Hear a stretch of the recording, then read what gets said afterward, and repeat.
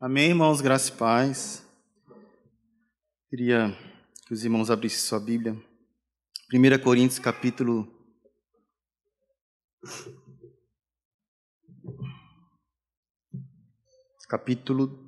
1.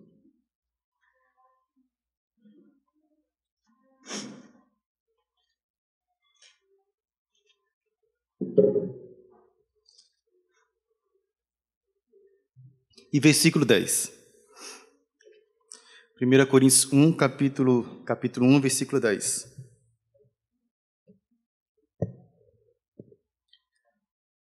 Rogo-vos, irmãos, pelo nome de nosso Senhor Jesus Cristo, que faleis todos a mesma coisa e que não haja entre vós divisões, antes sejais inteiramente unidos na mesma disposição mental e no mesmo parecer.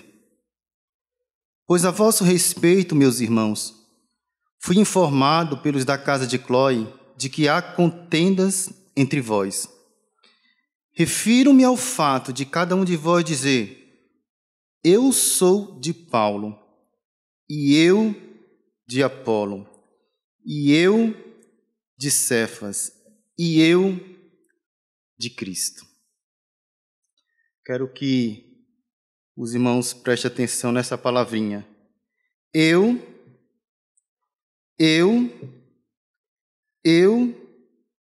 e eu. 1 Coríntios capítulo 3. Versículos de 10 a 13 também. Aliás, irmãos, do versículo 1 em diante.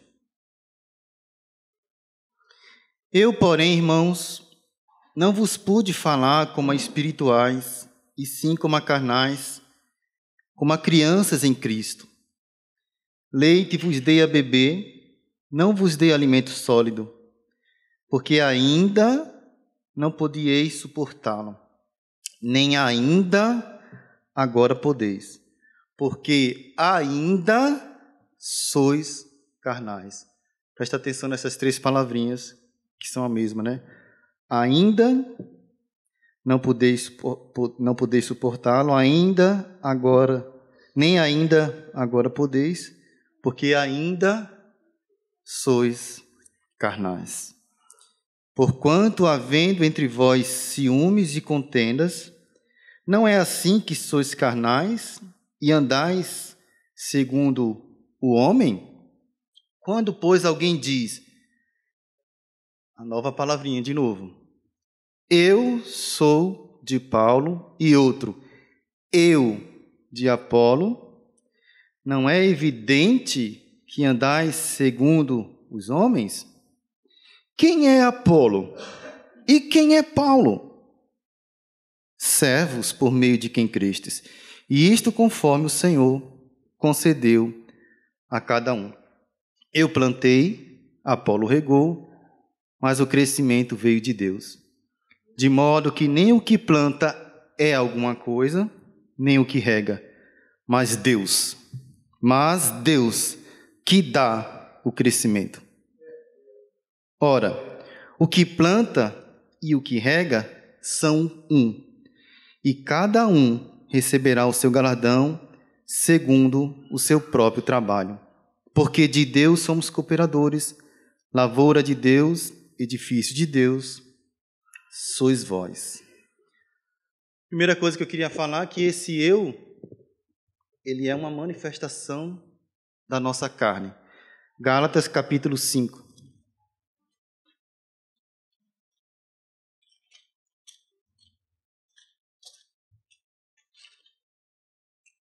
Versículos 19 a 21. Podemos ler do versículo 16 em diante. Digo, porém, andai no Espírito e jamais satisfareis a concupiscência da carne. Porque a carne milita contra o Espírito e o Espírito contra a carne, porque são opostos entre si. Versículo 19. Ora, as obras da carne são conhecidas e são prostituição, impureza, lascívia, idolatria, feitiçarias, inimizades, porfias, ciúmes, iras, discórdias, dissensões e facções. Até o versículo 20.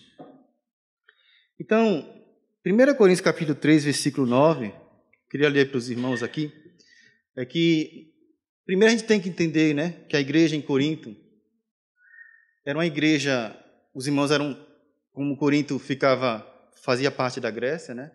Então os irmãos de cultura grega, eles gostavam de debater, eles gostavam de discutir, né? Eles gostavam do debate filosófico. Então, mas a gente pode ter uma lição daquilo que Paulo começa falando, de que a igreja ela não se baseia na popularidade de um homem. Ela não se baseia em Paulo, ela não se baseia em Apolo, ela não se baseia até mesmo em Pedro. A igreja não se baseia nos homens, né? Paulo diz: quem é Apolo? E quem é Paulo? Aí ele afirma: servos por meio de quem crestes. Então, a igreja é um lugar de servos. A igreja é um lugar onde a nossa popularidade, né, não pode ser preeminente. Nós temos que temer a popularidade de um ministério na igreja. Nós temos que temer a popularidade de um homem na igreja, né? Hoje há vários ministérios que se baseiam na popularidade de um homem, ou de um específico ministério, ou de um específico dom, ou de uma específica manifestação do Espírito, né? O que é que eu quero falar nessa manhã, irmãos? É da unidade no meio da diversidade. Nós compreendemos que a igreja, Paulo assemelha a igreja a um corpo humano. E o corpo não é só o coração, o corpo não é só o pulmão, o corpo não é só um ministério. Todas as vezes que alguém evidencia apenas um ministério na igreja, ele danifica o funcionamento normal do corpo de Cristo. E há sérios danos, há sérios prejuízos, tanto na questão funcional, porque os outros órgãos, entre aspas, não funcionam, não funcionam e, por não funcionarem, danificam o corpo, porque todas as vezes que um órgão no nosso corpo não funciona, os outros são prejudicados e todo o corpo é prejudicado. Então, nós precisamos entender essas questões espirituais. Então, a igreja ela não se baseia na popularidade, talentos, dons ou ministério de um só homem, porque na igreja há diversidade de dons, talentos, ministérios, e podemos dizer que na igreja há várias manifestações do Espírito Santo. E a própria Bíblia diz que o próprio livro de Coríntios, Paulo mais à frente vai falar, que os dons são concedidos pelo Espírito Santo. Não é você, nem sou eu, quem escolhe os dons que nós vamos usar, ou que vamos adquirir. Quando você nascer, você já recebeu, é inerente ao novo nascimento, é inerente à graça, o recebimento dos dons. Ou seja, quando você nasceu de novo, você já recebeu no pacote da graça dons que foram dados. Na verdade, a Bíblia diz lá em Efésios 4 que homens dons foram dados à igreja para o nosso aperfeiçoamento, para que nós desempenhamos, né, os nossos dons e talentos para a edificação do corpo de Cristo, para o crescimento, né, de todo o corpo. Louvado seja o Senhor. Mas eu quero fazer algumas perguntas para nós refletirmos, não só na reunião, mas durante a semana, né? Primeira pergunta: o que é mais importante? A unidade ou as manifestações dos dons? O que é mais importante na igreja? É a unidade do corpo de Cristo ou as manifestações dos dons? Então, na disputa pela predominância de determinados dons e ministérios ou serviço, o que pode estar se manifestando são as obras da carne. Todas as vezes que eu quero que o meu dom tenha preeminência na igreja, Isso já é uma manifestação da minha carne. Esses assuntos são muito sérios, irmãos. E precisamos de discernimento para essas coisas. Nós precisamos discernir a nós mesmos, o nosso próprio coração, as nossas próprias motivações, né? Nós precisamos discernir essas coisas. Mas eu quero fazer a segunda pergunta, né? Mas como manter a unidade em meio à diversidade de dons e ministério na igreja? Como podemos manter a unidade no meio de tanta diversidade de dons e manifestações do Espírito Santo? Porque às vezes nós queremos limitar alguns dons e dar mais espaço para outros. E até esse querer controlar já é uma manifestação da nossa carne. Porque eles foram dados à igreja. E para a nossa edificação, para a nossa ajuda. Então, há uns dias atrás nós recebemos um irmão que recebeu do Senhor um determinado dom, né? Dom de curar. E às vezes essas coisas no nosso meio, né? No meio cristão, em alguns determinados meios, nos trazem, né? Línguas, revelação, manifestação de cura. E eu gosto muito da frase que o irmão Atmani falou em determinado livro. Alguém perguntou para ele: na sua igreja tem batismo nas águas? Ele disse: sim, tem batismo nas águas, porque tem na Bíblia. Na sua igreja tem batismo no Espírito Santo? Tem, porque tem na Bíblia. Né? Eu não sei se nesse caso foi a pergunta que foi feita ao Atmani. Eu já estou trazendo adendo, né? Talvez uma colocação minha, um exemplo meu. Então, se alguém perguntar a você: na sua igreja tem isso, na sua igreja tem aquilo? Primeiro que a igreja não é minha, a igreja é de Cristo, né? Mas tudo, a resposta do irmão Atmani foi: tudo que tem na Bíblia tem na igreja. E tudo que tem na igreja precisa estar na Bíblia. Se há alguma coisa que praticamos que não é referendado, baseado nas Escrituras, irmãos, nós temos que abandonar. Não faz parte da fé cristã. Não faz parte do nosso credo, da nossa confissão de fé, ou até podemos dizer da nossa teologia, porque não é bíblica. E nós procuramos a teologia bíblica. Nós procuramos viver a palavra de Deus. Procuramos nos aproximar o máximo possível daquilo que é bíblico. Quanto mais bíblico nós formos, melhor. Isso nos traz segurança. Isso nos traz convicção de que estamos agradando a Deus e não aos homens, e não a nós mesmos, podemos até dizer assim. Mas como podemos então manter a unidade em meio à diversidade de dons e ministério na igreja? Mas tem uma terceira pergunta. Dentro dessas duas perguntas eu quero fazer uma terceira. Por exemplo, as diferenças de opinião destroem, prejudicam a comunhão? Em outras palavras, pode haver entre nós, na nossa comunhão, na nossa assembleia, diferenças de opiniões acerca de algum assunto, de alguma interpretação bíblica? Vamos dar uma aqui bem polêmica, né? Arrebatamento é antes da grande tribulação, é no meio, é depois. Pode haver diferença de pensamento? Pode haver. Isso prejudica a nossa comunhão? Vamos ver um exemplo, irmãos, na palavra de Deus. Queria que os irmãos abrissem, por exemplo, antes disso, 2 homens bons podem diferir de vários pormenores, detalhes de como fazer a obra de Deus sem perder seu respeito mútuo. Nós podemos ver isso na vida de quem? De Paulo e de Barnabé. Vamos ver? Vamos abrir lá em Atos. Primeiro vamos entender o contexto. Atos capítulo 13, versículo 1.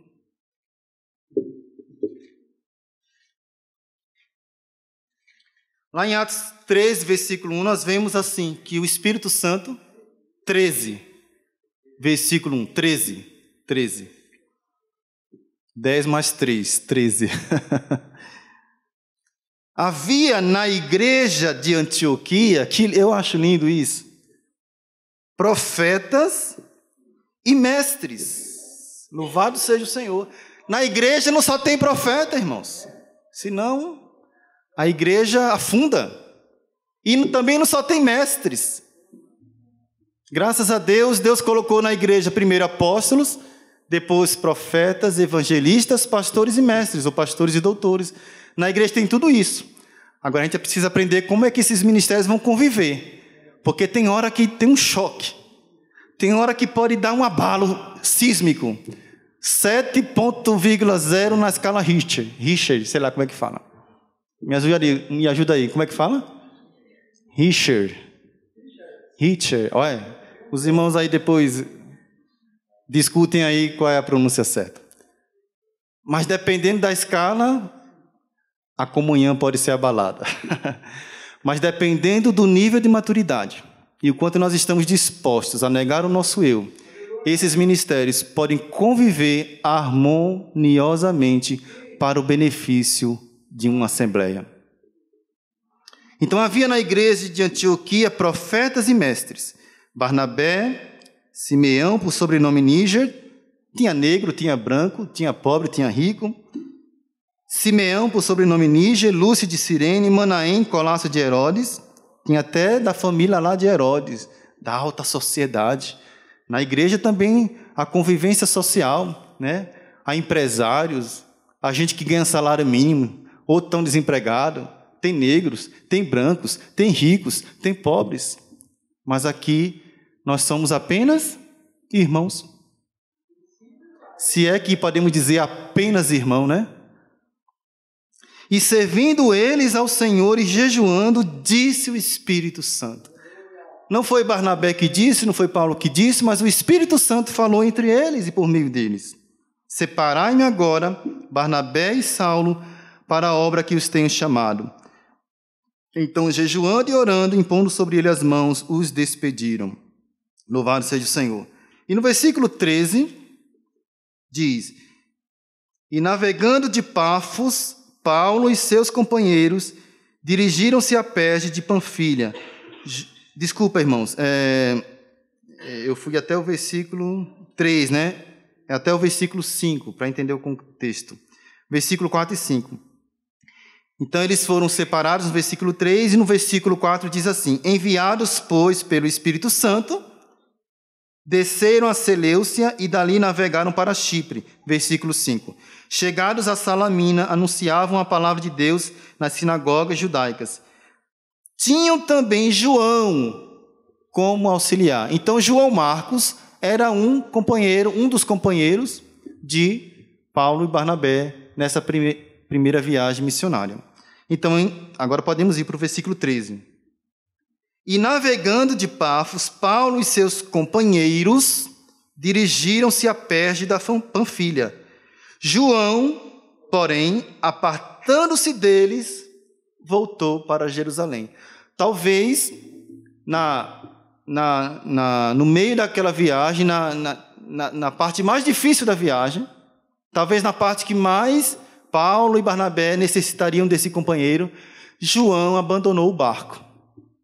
Não deu para João. Às vezes a gente começa algo e depois no meio do caminho vê que o negócio é pesado. E exige de nós oração, dedicação, tempo, renúncia, e a gente faz as contas tardiamente e aí abandona o barco. João certamente era imaturo, esse João Marcos era certamente um jovem que não mediu o tamanho da responsabilidade, do chamamento de Deus, pelo menos de acompanhar aqueles homens. Tamanha era o encargo que pesava sobre aqueles dois. E João não aguentou, irmãos. Eu não sei se você já passou por isso. Eu já passei e às vezes ainda passo. Passou nessa viagem, né? Então, irmãos, João abandonou o barco. Mas aí, depois, no capítulo 15, a história continua. No capítulo 15 ainda, eu quero voltar para o capítulo 15, só para mostrar o contexto. Então, depois dessa primeira viagem missionária, os irmãos voltam, Paulo e Barnabé voltam, passam em Jerusalém, e ali tem um problema, uma discussão teológica, né? Houve alguns irmãos que saíram de Jerusalém e foram para as igrejas, para as comunidades que estavam debaixo do cuidado do ministério apostólico de Paulo e Barnabé, e foram levar lá algo relacionado à lei, porque tinham que circuncidar, senão não seriam salvos. E essa palavra trouxe uma séria discussão, e eles foram para Jerusalém e se encontraram ali com os apóstolos e tal. E em seguida foi feito ali um acordo, uma carta para que esses irmãos levassem de comunidade em comunidade. E ali descem 2 irmãos, né, com eles, né, versículo Atos 15. Louvado seja o Senhor. Então disseram assim, eles mandaram 2 irmãos com eles. Versículo 30.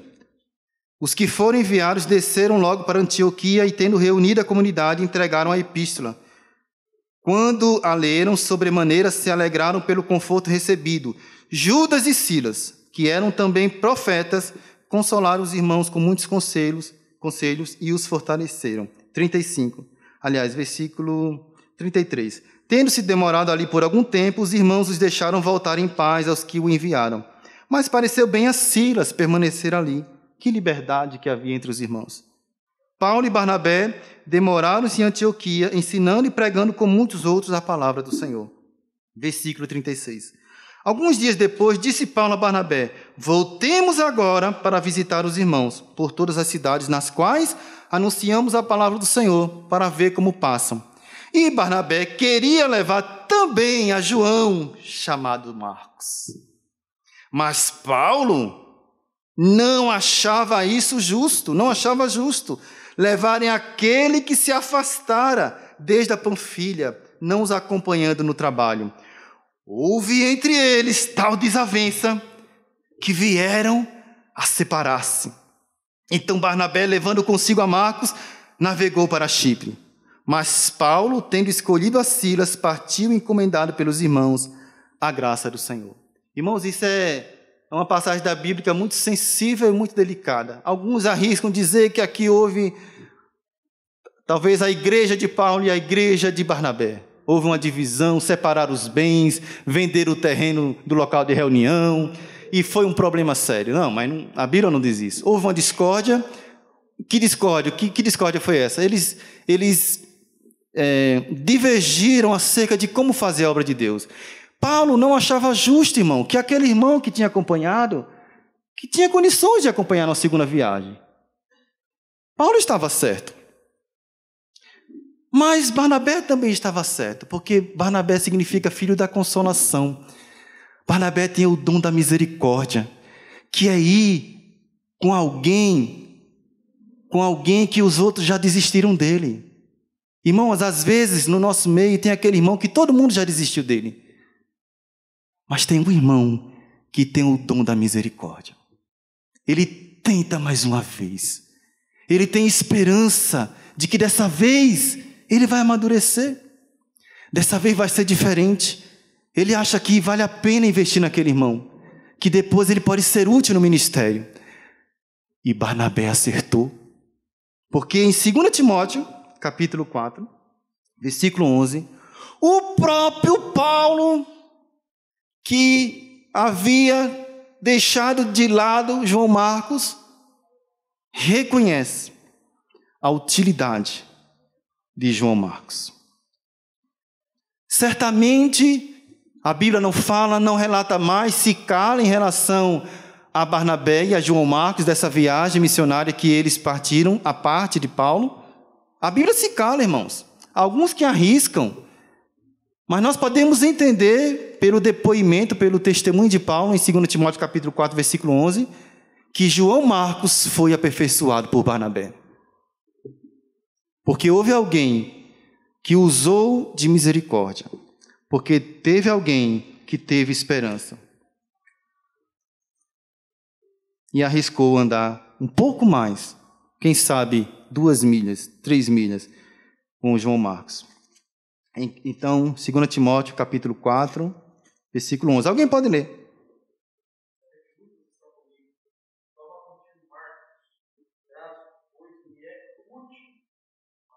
Louvado seja o Senhor. João Marcos se tornou útil para o ministério, e para o ministério de Paulo também.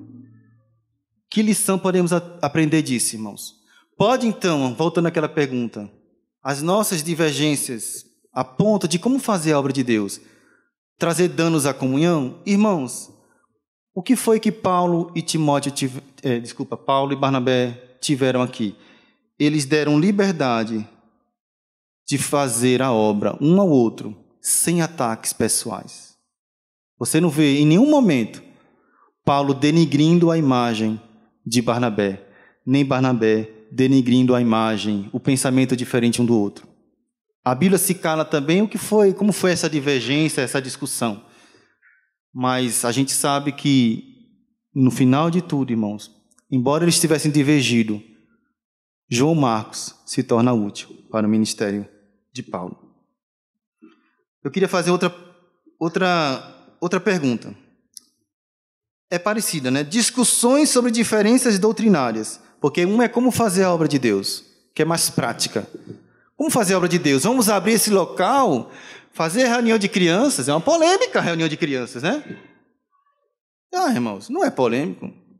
Quem quiser ficar com seus filhos na reunião, fica. E quem entende que deve ir, vai. Isso é o quê?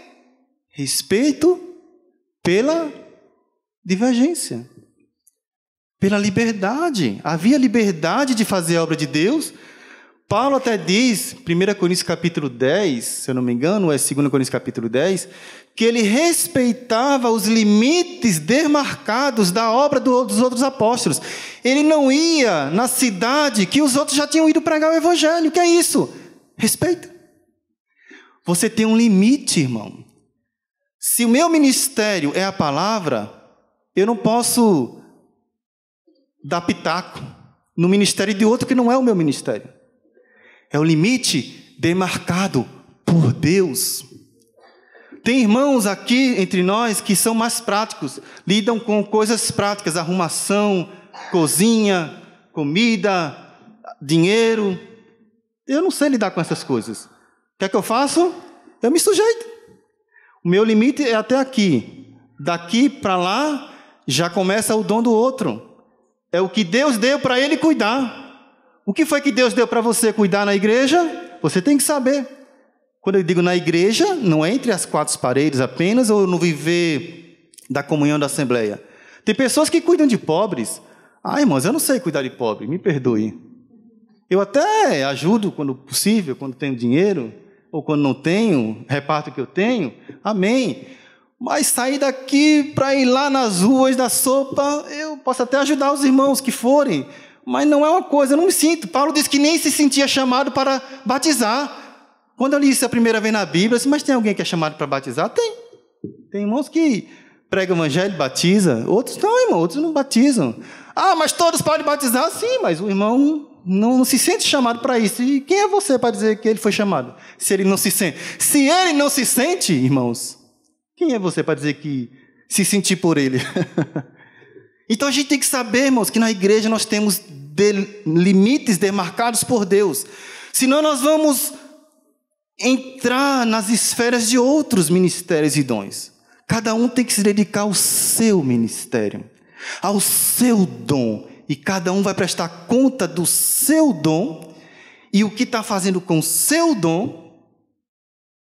E se aquela obra que você fez, através daquele dom, vai resistir ao fogo. Irmãos. Então eu já não estou muito dedicado ao meu ministério. Eu já não dou muito conta do meu ministério. E ainda me preocupar com o do outro, sem ser o meu ministério. Então nós precisamos ter o respeito entre nós. É o que Paulo nos ensina. E Paulo aprendeu isso na própria pele, irmãos. Paulo divergiu. E Paulo estava certo. Acredito que Paulo julgou bem. Nós precisamos de irmãos entre nós que sabem provar o serviço dos outros. Mas também precisamos de irmãos entre nós que sabem exercer misericórdia. O que isso traz? Equilíbrio. Tem horas que tem que haver provar se o serviço, se aquele irmão está aprovado ou aprovado no serviço. Mas tem hora que tem que haver misericórdia. É como o pai. O pai representa a lei dentro de casa. Não! Eu disse para minhas filhas, quando vão ver uma roupa, que roupa linda. Você viu, pai, as flores naquele vestido? Você viu como aquela calça, a boca de sino daquela calça, como ela fica boa no meu corpo? Você viu, pai? Eu só vejo contas, irmão. Será que dá para eu comprar? Será que eu tenho limite no meu cartão de crédito? Em quantas vezes vai ser isso? Porque é racionalidade pura. A mulher, né? Ai, que flores lindas, né? Marido, me passa o cartão de crédito. Então, é diferente, irmãos. Mas cada um tem a sua função. A mãe chama o filho, aquele jeitinho. Não, minha filha, seu pai falou assim brabo, é porque ele trabalha de noite, ele é porteiro de noite, e de dia ainda trabalha, chega tarde em casa, aí dá aquele jeitinho, né? Então é esse equilíbrio, irmãos, que há na igreja. Louvado seja o Senhor. Mas ainda temos a questão do nível, as discussões sobre diferenças doutrinárias. Elas causam divisão?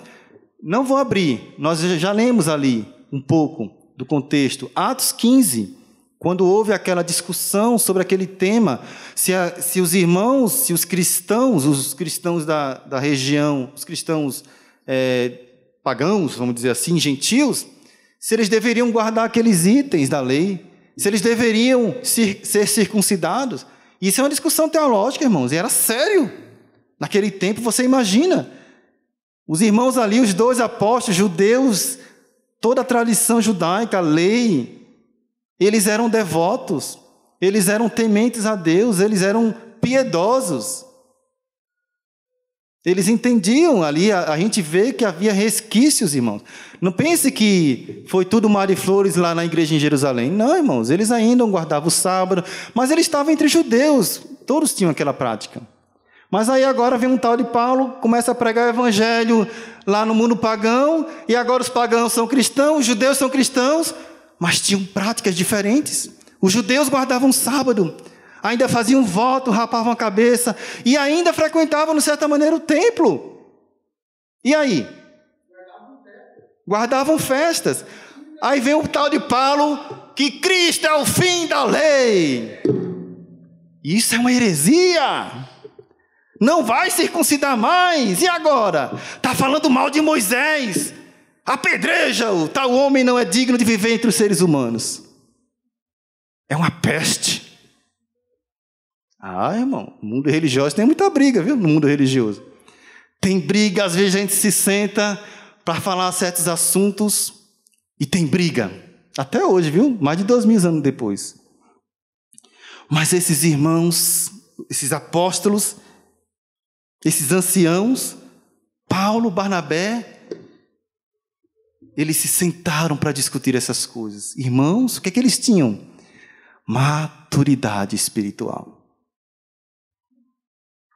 Eles estavam aprendendo, não só tinham maturidade espiritual, mas eles tinham um coração desejoso em obedecer a verdade revelada do Evangelho.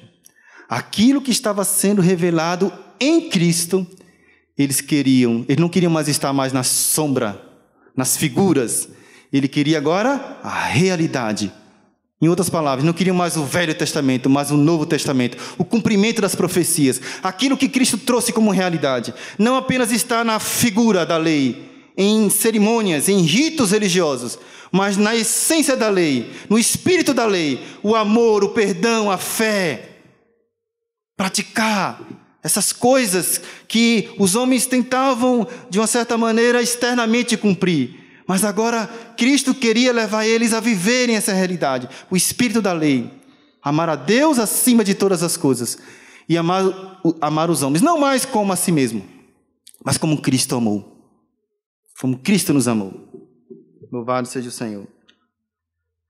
Mas tem outra pergunta também, irmãos, tudo isso dentro da questão da unidade na diversidade. E essa é mais complicado ainda. Meu Deus. Jesus. Diferenças de nível de maturidade e de consciência pessoal causam divisão? Pode comer acarajé? Você vai lá no centro de Salvador, na Bahia. Lá na Bahia, tem alguém vestido lá, tem uma mãe de santo, um praticante lá da religião do candomblé, vendendo acarajé. Alguns dizem, diz a lenda, que alguns desses são sacrificados aos ídolos, são oferecidos antes. Você é um cristão, você é da linha da liberdade, da fé, ou você é um irmão da maturidade, você é um irmão equilibrado. Você diz, não, todas as coisas são puras para os que são puros. Verdade. Né? Que todas as coisas foram feitas por Deus e nós devemos dar graças, elas são purificadas pela oração, disse Paulo lá em Timóteo. Nós podemos dar graças, Senhor, obrigado por esse alimento. Tu fizeste os camarões, tu fizeste os peixes, tu fizeste esse feijão que fez a massa do acarajé. Tudo foi Deus quem fez, aleluia, glória a Deus. Você abençoa e come com a sua consciência tranquila. Você não vai perder, você não vai ficar com medo de perder a salvação por causa disso. Nem porque você se tornou menos espiritual ou mais espiritual, mais santo. Não, você tem a consciência limpa e tranquila diante de Deus. Que glória, que maravilha, que homem espiritual você é. Mas tem um santo, um regenerado, que tem o Espírito Santo, que não pensa como você. E está do seu lado. Ele diz, mas essa comida foi sacrificada para ídolos. Eu não posso participar da mesa dos demônios.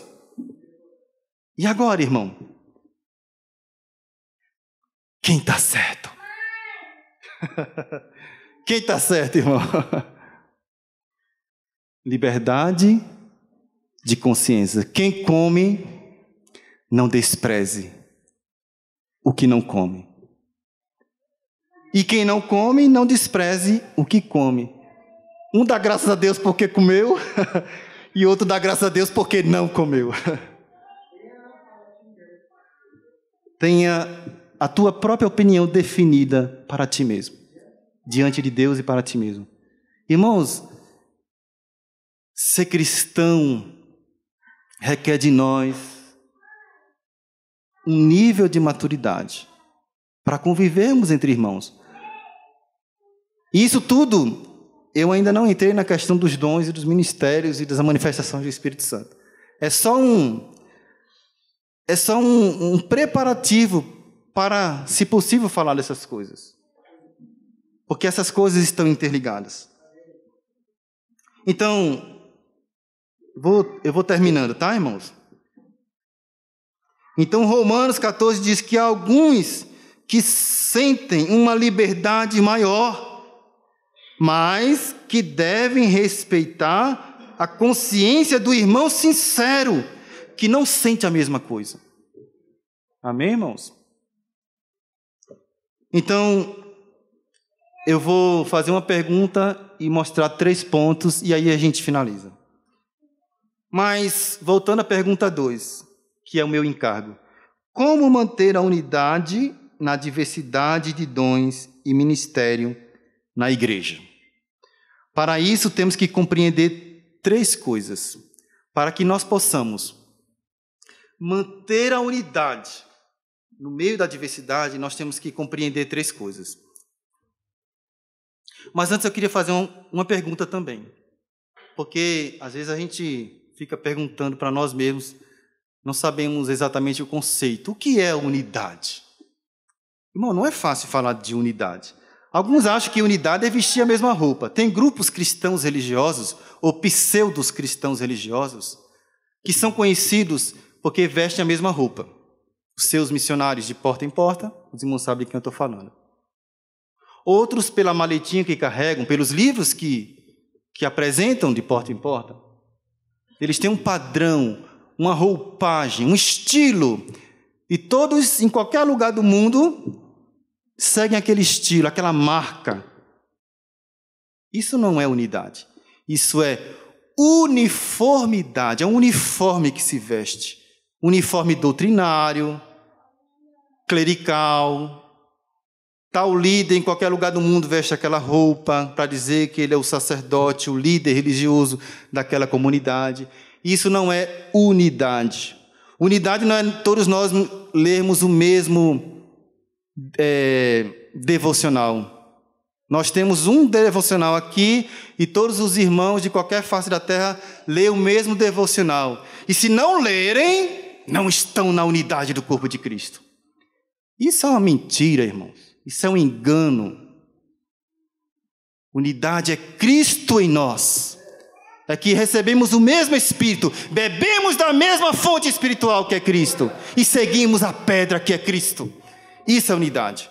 Mas de uma maneira prática, unidade, de uma certa maneira, é a harmonia que o Espírito Santo promove. A vida do Espírito Santo em nós. A vida que Ele nos doa diariamente. Ele promove em nós uma harmonia. Nós nos harmonizamos. Como pode pessoas que pensam diferente acerca de um assunto doutrinário? Eu não estou falando de heresia aqui, tá, irmãos? Assuntos heréticos, né? Não crer nos pontos fundamentais da fé cristã, isso não é uma questão de... Isso tem que divergir mesmo. Se alguém diz que Jesus não é Deus, eu não sou um com isso, eu brigo por isso, eu defendo a divindade de Cristo. Eu vou nas Escrituras e eu vou procurar provar. E vou discutir, sim. Não no sentido de brigar e pegar um pedaço de pau e meter em alguém porque não pensa como eu. Mas no sentido de me empenhar para, de alguma maneira, mostrar a verdade revelada de Deus, que Jesus Cristo é Deus. Amém? Mas eu estou falando de pontos secundários, né? Arrebatamento é antes, no meio ou depois. Mas qual é a fé? Qual é o fundamento cristão? É que Jesus vai voltar. Se Ele for voltar antes, se prepare. Se for no meio da grande tribulação, mais ainda, porque o negócio vai ficar difícil. E se for depois, muito mais santo você tem que ser. Porque você tem que durar até o fim. E tem outras tantas questões, irmão. Se a gente for falar aqui, né? Mas a questão é, Jesus vai voltar. E a questão é, existem coisas que nós podemos divergir. São secundárias. Tá? Então, quais são as 3 coisas? E aqui eu vou parar. Quem sabe em outra oportunidade.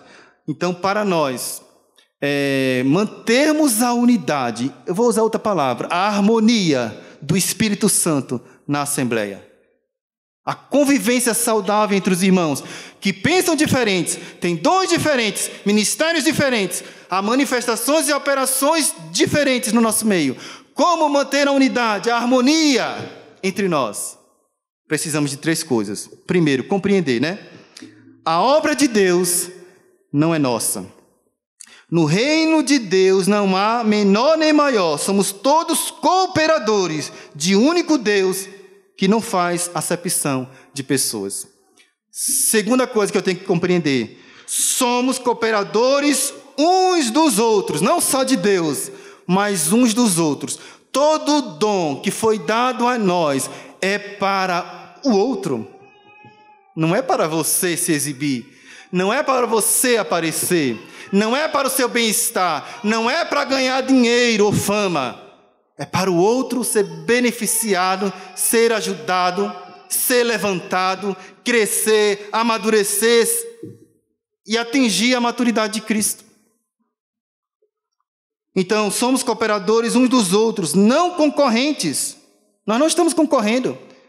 Eita, o Wagner deu uma palavra hoje, foi até boa, mas a próxima vai ser melhor, porque sou eu que vou dar a palavra. Nossa! Irmãos, você pensa que nós não somos assim?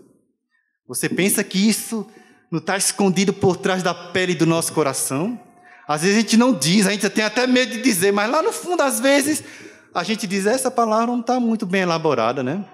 Eu já ouvi essa palavra, vixe, de novo. Tem coisa melhor para ouvir, né? No reino de Deus, cada um é recompensado segundo a sua própria obra realizada em função do todo, o corpo de Cristo. E a terceira coisa, e aqui eu termino, irmãos, devido ao horário, A obra de Deus não depende tão somente do que sou, do que eu sou e tenho. Nós não podemos colocar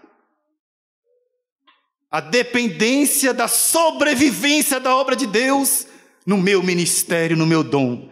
Se eu não colocar minha mão nisso, a igreja vai acabar da terra. Meu Deus do céu.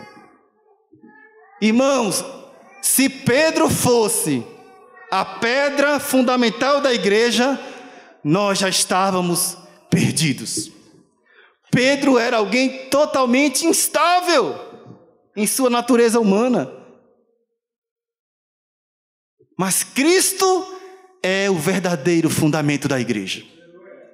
Não é o apóstolo, o profeta, Joseph, não sei das quantas. Não, irmão, não é o fulano de tal, não é uma editora. Não, isso não é a pedra fundamental da edificação da igreja. O que dá certeza de que a igreja vai ser edificada é a palavra do Senhor Jesus que disse: eu edificarei a minha igreja, e as portas do Hades não prevalecerão contra ela. É a palavra do Senhor Jesus. Ele disse: passarão os céus e a terra, mas as minhas palavras não passarão. Nós podemos confiar, irmãos, de que a igreja será edificada. Não é por causa do meu ministério, nem do seu talento, nem do nosso dom. Embora Deus use isso para tal coisa, para edificar a igreja. Mas é a operação do Espírito Santo por meio dos homens. Homens dons dados à igreja. Então aqui eu finalizo. A obra de Deus não depende tão somente do que sou e tenho. Depende essencialmente de Deus. Um semeia, outro colhe, mas a glória de tudo pertence a Deus. E eu quero lembrar os irmãos, quando Paulo diz assim: vós sois edifício de Deus e lavoura de Deus, o que Paulo quer dizer? Qual o aspecto que Paulo queria abordar nessa fala? É que nós somos como os agricultores, irmãos. Embora eles trabalham, eles levantam cedo, eles suam, derramam suor para plantar. Eles confiam na soberania de Deus. Eles dizem assim: se Deus quiser, isso vai frutificar. Sabe por quê? Porque eles dependem da chuva. Você pode plantar, você pode meditar nas Escrituras, você pode orar 2 horas, mas se não tiver a bênção de Deus, o dedo de Deus, a unção do Espírito Santo, seus esforços, nossos esforços, serão em vão. Então que o Senhor nos abençoe, que o Senhor nos faça compreender essas coisas, e que tudo que nós façamos na igreja seja para a glória de Deus. E quando é para a glória de Deus, a edificação dos santos. Quando é para a glória de Deus, o povo de Deus é beneficiado pelo uso adequado dos nossos dons. Louvado seja o Senhor. Deus abençoe a nós todos. Amém.